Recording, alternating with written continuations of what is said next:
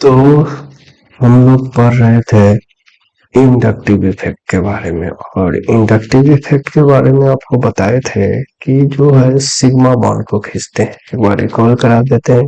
हम लोग पढ़े थे कि ये क्या है, सिग्मा बॉन्ड को, ये जनरली जो है सिग्मा बॉन्ड को क्या करता है, खींचता है। अब पढ़े थे कि ये जो है sigma bond more electronegative element की वजह से, इलेक्ट्रोनेगेटिविटी डिफरेंस की वजह से इस पर डेल्टा नेगेटिव और इस पर डेल्टा पॉजिटिव होता है। ये हम लोग पढ़ चुके थे। इंडक्टिव इफेक्ट का मतलब ही है कि एक पावरफुल दूसरे जो है पावरफुल मतलब कमजोर को क्या करता है, अपनी तरफ खींचता है। ये कौन सा इफेक्ट है, इंडक्टिव। एक ज्यादा पावरफुल इफेक्ट नहीं है, ये सिग्मा बॉन्ड को खींचता है। और ये बता चुके हैं पिछले वीडियो में, अगर डाउट हो तो देख सकते हैं पिछले वीडियो में, कि ये दो तरह का है। प्लस एक सिग्मा बॉन्ड को पुश करता है, एक पुल करता है। तो कार्बन जनरली जो है पुश करता है, इलेक्ट्रोनेगेटिव एलिमेंट पुल करता है। ये आपको बता चुके हैं, ये भी बता चुके हैं फिर प्रीवियस क्लास में कि पॉजिटिव और नेगेटिव दोनों जो है अनस्टेबल होते हैं। पॉजिटिव पॉजिटिव पॉजिटिव कोई भी आदमी बोले थे कि अगर ये पॉजिटिव चार्ज है, स्टेबल कब होगा। अब पॉजिटिव हम जानते हैं कि ये टेंशन है, ये अनस्टेबल करता है हमको।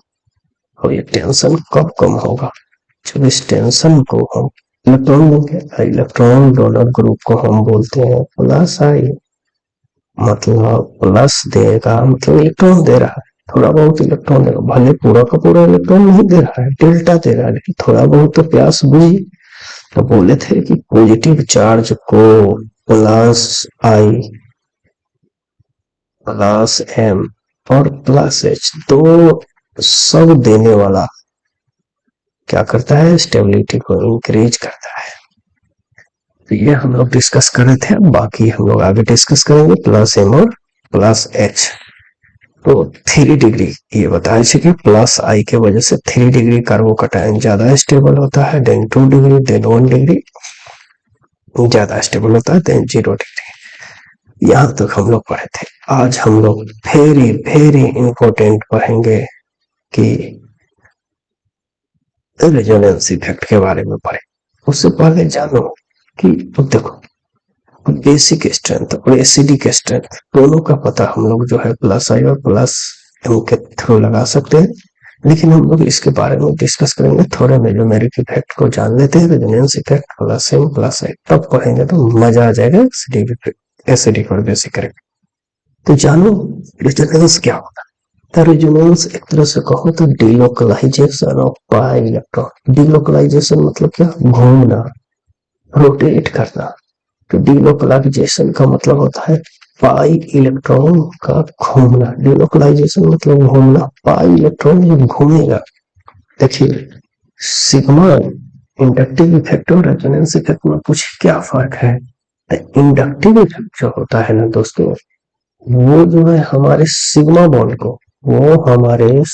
बॉन्ड को खींचता है मोर इलेक्ट्रोनेगेटिव। बट यहाँ ये नहीं होता है, यहाँ पाई इलेक्ट्रॉन डिलोकलाइज होता है, एक बॉन्ड से दूसरे बॉन्ड पर पाई का घूमना होता है, ये डिलोकलाइजेशन होता है। पूछोगे कि भाई सर क्यों होता है। स्टेबिलिटी, आपको पता है कि दुनिया में हर काम स्टेबिलिटी के लिए होता है दोस्तों। तो और हम आप पढ़ते क्यों है, हम पढ़ाते क्यों है। तो दुनिया में आप कुछ भी करते हैं स्टेबिलिटी के लिए। फिर आपके मन में एक डाउट आएगा कि सर स्टेबिलिटी कैसे बढ़ा। आपको पता है कि आप घूमोगे, दौड़ोगे, आप रन कर रहे हो, रन करने से आपकी बॉडी की एनर्जी क्या होगी, घटेगी। और अजब बात है कि एनर्जी का घटना केमिस्ट्री में स्टेबिलिटी का बढ़ना होता है।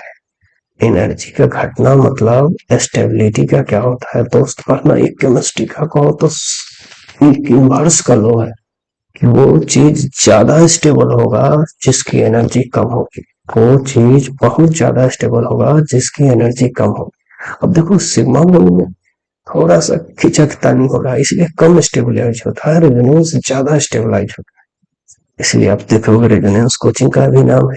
क्यों? क्योंकि वो रेजोनेंस है, आपको दिमाग को घुमा घुमा के स्टेबलाइज करता है, आप मजबूत होते हो। तो याद रखना कि रेजोनेंस क्यों होता है। घूमने से इलेक्ट्रॉन की एनर्जी घटती है और घटने से ज्यादा स्टेबल होती है। एक तरह से कहो डेड बॉडी, मरा हुआ व्यक्ति ज्यादा स्टेबल होता है। अब देखो उसके कान में फूंक फूंक कुछ भी करो वो उठेगा क्या? नहीं। मोस्ट स्टेबल वही जगा हुआ आदमी 2 बार गाली दो आपको 10 को पिटने लगे। क्यों? वो अनस्टेबल है। अब अब बात हो गई कि रेजोनेंस होती क्यों है, रेजोनेंस क्या है ये बता दिए कि इलेक्ट्रॉन का घूमना रेजोनेंस ये बेसिक है। इसके बाद हम लोग डायरेक्ट जो है मूव करेंगे रिएक्शन की तरफ, ताकि जो है हम लोग जल्दी 12th को कवर करें और एग्जाम भी जल्दी आने वाले। लेकिन बेसिक थोड़ा बता देंगे तो मजा आएगा। पढ़ेंगे तो ऑर्गेनिक केमिस्ट्री से डर खत्म हो जाएगा, तो मेरा गारंटी है। तो हम बात करें कि रेजोनेंस होता क्या है। Delocalisation of electron. रेजोनेंस होती की है, एनर्जी कम होती है जिसकी वजह से स्टेबिलिटी बढ़ती है। अब अक्सर रेजोनेंस होगा कब कब? कंजुगेशन, पाई किसका कंजुगेशन में हो? पाई के साथ। अब बात आते हैं कंजुगेशन क्या है। कंजुगेशन मतलब अल्टरनेट। क्या है ये? अल्टरनेट होना चाहिए। किसके है? अल्टरनेट। थोड़ा एग्जाम्पल से देखते हैं। जैसे देखो अब ये कार्बन, बाकी मान लो कि हाइड्रोजन बैलेंस है, मैं ये नहीं लिख रहा हूँ। ये है, देखो ये पाई बॉन्ड इस पाई बॉन्ड के साथ क्या है? अल्टरनेट है, कॉन्जुगेट है। तो यहाँ रेजोनेंस होगा। ठीक है ना दोस्तों? कैसे? देखो क्या करेगा। ये बचपन में जो खेलते थे ना चोरिया नुकिया का खेल, ये है। ये इसको कहा दोस्त ले लो ना इलेक्ट्रॉन, देखा अरे मैं स्टेबल अनस्टेबल क्यों हूँ, जस्ट फिर इसको दे देता है। फिर कहा मैं क्यों अनस्टेबल हूँ, फिर ये इसको रिवर्स भी हो सकता है।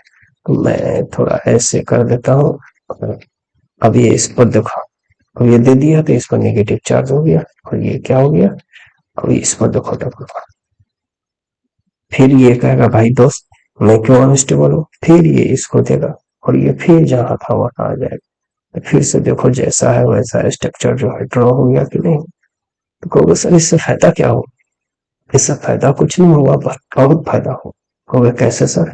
ये जो इलेक्ट्रॉन मूव किया, देख रहे हो यहाँ से यहाँ इलेक्ट्रॉन मूव किया, इस मूव के वजह से इलेक्ट्रॉन की जो मूव हुई ना, इलेक्ट्रॉन की जो मूवमेंट हुई, इस मूव के वजह से इलेक्ट्रॉन की एनर्जी घटी। एनर्जी घटने से स्टेबिलिटी क्या होगी? हर जगह अपना देसी जुगाड़। देखो देसी जुगाड़ मैं लिखता हूँ, ये अपना देसी जुगाड़ है। देसी बच्चा बहुत ज्यादा रटते हैं, रटना नहीं है। ऑर्गेनिक जो है एक तरह से कहो ऑर्गेनिक स्कोरिंग भी है बहुत ज्यादा। बस ये बेसिक आप जान लो, इस बेसिक को जान लेने के बाद आपको ऑर्गेनिक बहुत आसान लगे। बस थोड़ा सा पेशेंस रखो, बाकी हम चलेंगे डायरेक्ट रिएक्शन के पास चलो। इसी तरह पाई के साथ अगर लोन पेयर कंजुगेट हो फिर भी रेजोनेंस होगा। पाई के साथ अगर डी और वाइटल का कंपाउंड हो तब भी होगा। पाई के साथ वैकेंट और वाइटल, जैसे वैकेंट और वाइटल मतलब ये देखो कार्बन खटायन है, प्लस चार्ज है, बेचारा भूखा नंगा है, इलेक्ट्रॉन की बहुत जरूरी है, इसको तय करेगा दोस्त लो मैं दे दूंगा। लेकिन जब ये दोस्त जब ये अपना दोस्ती गिरी निभाएगा तो इस पर कलर करेगा यार तुमको देखे मैं भूखा हूँ तुरंत लो। तो ये घूमने फिरने से ये देखो दोनों स्टेबल हो जाएगा। फिर अनपेयर्ड के साथ भी होगा पाई तब भी वहां रेजोनेंस होगा। अगर लोन पेयर वैकेंट डी और वाइटल के साथ कंजुगेशन मतलब याद रखना दोस्तों, ये अल्टरनेट कोई भी एक दूसरे का अल्टरनेट, जैसे देखो पाई अल्टरनेट पाई बॉन्ड, वैसे ही पाई के साथ लोन पेयर का अल्टरनेट, मान लो बीच में सिग्मा बॉन्ड फिर लोन पेयर, तब भी रेजोनेंस होगा। पाई के साथ वैकेंट और वाइटल, मान लो कि ये पाई बॉन्ड हो एक कंजुगेट अल्टरनेट आ जाए, फिर अगर कोई कटायन है वैकेंट और वाइटल तब भी रेजोनेंस होगा। पाई के साथ लोन पेयर हो, मान लो इसकी जगह लोन पेयर होता तब भी रेजोनेंस होगा। नेगेटिव चार्ज होता तब भी रेजोनेंस होगा। पाई के साथ अगर फ्री रेडिकल होता, अगर इस कार्बन को मान लो कि फ्री रेडिकल होता तब भी ये स्टेबल होता। अगर वैकेंट डी और वाइटल है तब भी रेजोनेंस होगा। दोस्तों मैं रेजोनेंस खींच के आगे बताऊंगा, जब रिएक्शन कराऊंगा तो वहां पर बताऊंगा। बस अभी जानना है रेजोनेंस मतलब डिलोकलाइजेशन ऑफ इलेक्ट्रॉन। रेजोनेंस से एनर्जी बहुत घटती है मूवमेंट से, इसलिए स्टेबिलिटी बढ़ती है, क्योंकि आप कणों में जो काम करते हो सब स्टेबिलिटी के लिए। अब ये कंडीशन था कि अब देखो कैसे याद करोगे, रटोगे तो दिमाग खराब हो जाएगा। बस सीधे समझना कि देखो पाई हर जगह घूमता है, पाई हर जगह घूमता है, तो पाई को घूमने वाले वाला कोई आदमी होना चाहिए। पाई के अल्टरनेट में पाई होना चाहिए, लोन पेयर होना चाहिए, वैकेंडी और वाइटर होना चाहिए, अनपेयर, मतलब इसके कमी को पूरा करने वाला। ठीक है दोस्तों, अभी हम ज्यादा इसके बारे में डिटेल नहीं जा रहे हैं, क्योंकि हमको ट्वेल्थ वाला पार्ट क्लियर करने हैं थोड़े से। बस इतना ही बात बताता हूँ कि जिससे आपको ट्वेल्थ में जो भी हम लोग इनकमिंग बोर्ड एग्जाम देने वाले हैं उसमें थोड़ा सा आपको ये बेसिक जाने से थोड़ा सा मदद मिलेगा रिएक्शन को याद करने में, वरना रिएक्शन याद करना थोड़ा टफ हो जाएगा।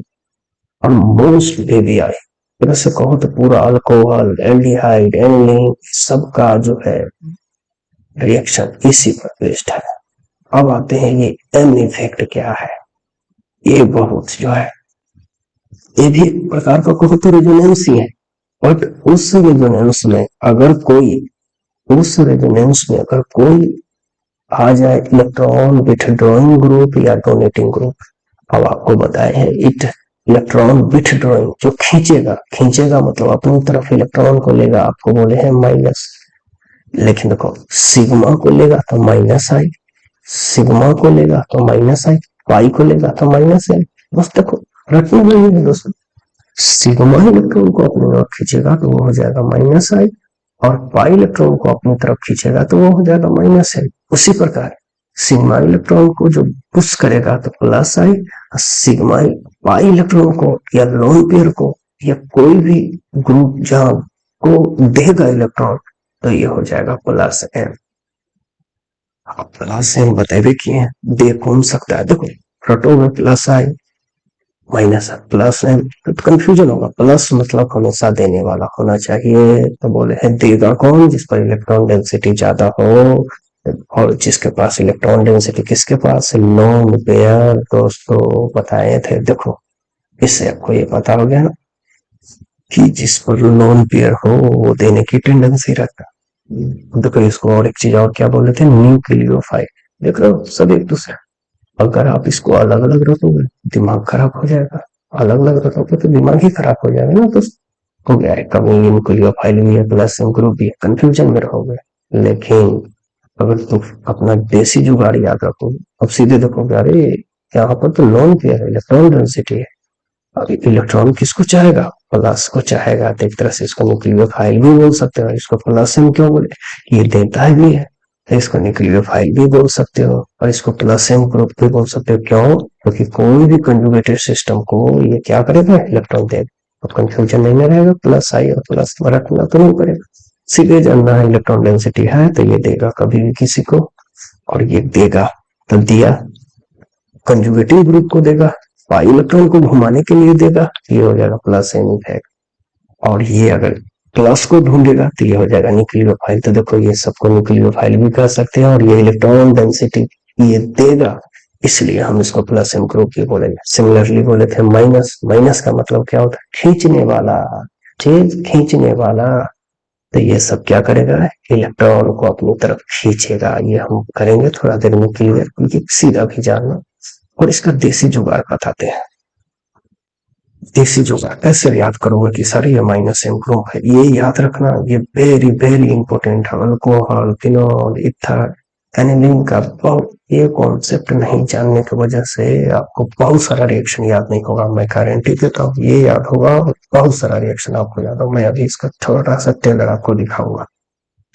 प्लस मतलब याद रख लेना कि ये देता है इलेक्ट्रॉन, ये क्या करता है, देता है।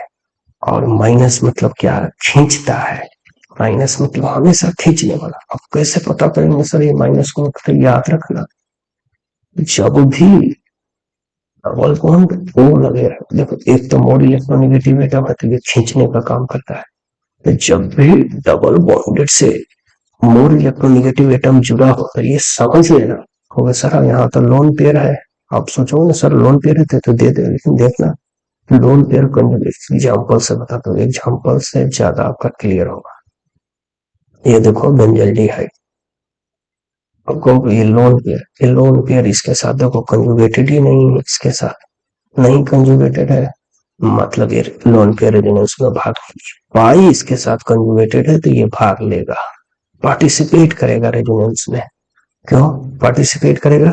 ये देखो अल्टरनेटेड है, ये करेगा पार्टिसिपेट। दिक्कत होगा कि सर ऐसे खुलेगा या ऐसे खुलेगा, दिक्कत की बात है। याद रखना, मोर इलेक्ट्रोनिगेटिव। अब मोर इलेक्ट्रोनिगेटिव मतलब क्या बोले थे कि फ्लोरीन हो गया, क्लोरीन हो गया, ऑक्सीजन हो गया, नाइट्रोजन हो गया, ये सब मोर इलेक्ट्रोनिगेटिव है। ये अगर किसी बॉन्ड से जुड़ा हुआ है, सिग्मा बॉन्ड से या पाई बॉन्ड से, तो उसके इलेक्ट्रॉन डेंसिटी को ये अपनी ओर खींचेगा। तो देखो ऑक्सीजन अपनी ओर खींचेगा, बताओ किधर खुलेगा? तुम बताओ, ऑक्सीजन की तरफ खुल जाए। अब जो पाई इलेक्ट्रॉन को, अब देखो ये सी डबल, ये देखो सी डबल बॉन्ड एच, ये बेंजीन से जुड़ा हुआ है। अब बताओ ये अपनी ओर खींचेगा, तो जो पाई को अपनी ओर खींचेगा, अभी बोले थे जो खींचे इलेक्ट्रॉन, जो खींचे इलेक्ट्रॉन को अपनी तरफ, तब ये आपको बोले थे कि अभी पाई इलेक्ट्रॉन को खींच रहा है, इसलिए माइनस एम होता है। और वही अगर सिग्मा इलेक्ट्रॉन को खींच लेता है तो माइनस आई होता है।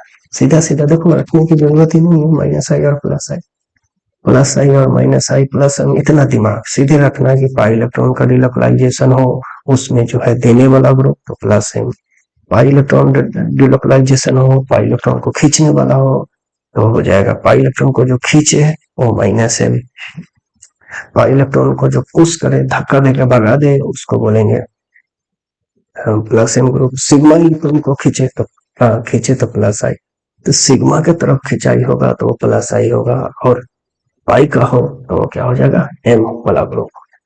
ठीक है दोस्तों, बहुत इंपॉर्टेंट है। अब ये रिजोनेटिव स्ट्रक्चर बाद में मैं थोड़ा बताऊंगा, क्योंकि ये धीरे धीरे देखो कहोगे सर इसका क्या यूज है, मैं इसका थोड़ा यूज बताता हूँ, तो धीरे धीरे ये सब क्वेश्चन करेंगे। देखो इसका थोड़ा सा यूज और एक ड्रा करके बताता हूँ। जैसे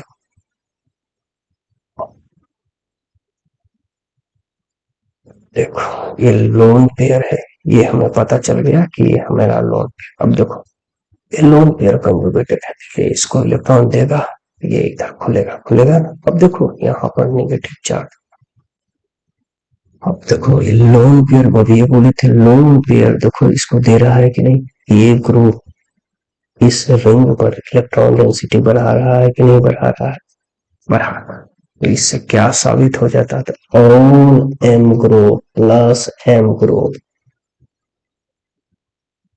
और क्या बोल सकते हैं, ऑर्थो एंड पारा डायरेक्ट।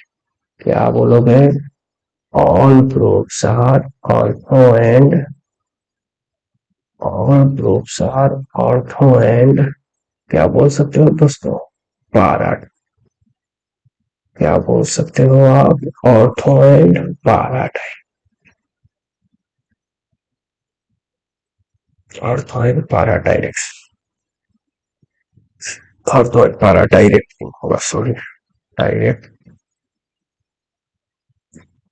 तो याद रखना जितने भी, अब देखो यहाँ से बहुत देसी जुगाड़ लगा कि जितने भी प्लस एम ग्रुप हो, देखो किससे कितना ओ एच होगा, ओ आर होगा, एनिलीन होगा, एस एच होगा, मिथाइल होगा, ये देखो सारे के और भी बहुत सारे ग्रुप है, लेकिन ये सारे देखो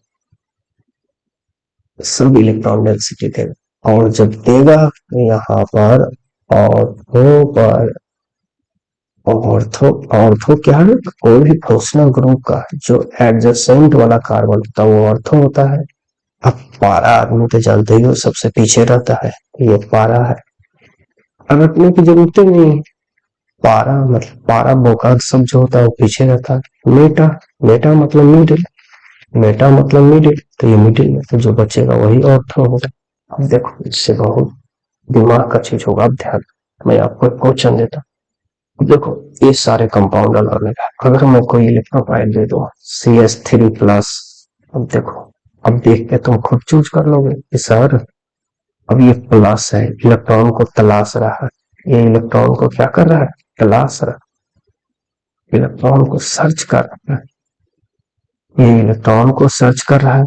अब ये देखो प्रोटॉन को सर्च कर रहा है, मान लो ये ही है, ये सी की तरफ बढ़ना चाहता है और सी को ही की तलाश है, मान लो कि ही को सी की तलाश है, सी को ही की तलाश, बताओ दोस्ती हो जाएगा कि नहीं जाएगा, हो जाएगा कि नहीं। अब देखो ये प्लस चार्ज है तो इलेक्ट्रोफाइल है कि नहीं है, ये देखो।